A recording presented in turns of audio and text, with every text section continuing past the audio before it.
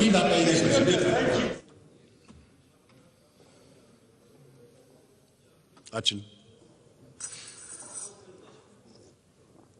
Sayın Başkan, teşekkür ediyorum. Şunu bilin, bizim elimizde silah yok. Biz de silaha sizin kadar karşıyız. Ama savaşanlar var. Dünyanın her yerinde savaşanlar iki koşullarda silahı bırakır. Bir, müzakere sonucu silahı bırakır, bir de yenilir. Eğer dönüp diyorsanız PKK yenilmiş, aha ordu burada. PKK yenilmemiştir, PKK orduyu da yenememiştir. Biz bunu söylüyoruz ama silahlı güçler kendi koşullarını kendileri oluşturur.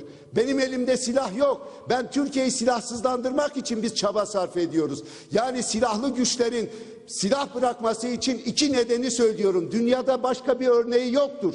Ama gelin birlikte, hep birlikte bu silahları bırakmak için ortak bir akla, ortak bir vicdana sahip olalım. Birlikte bunu yapalım. Biz de buna hazırız. Ama siz zannediyorsunuz ki silah bizim elimizde.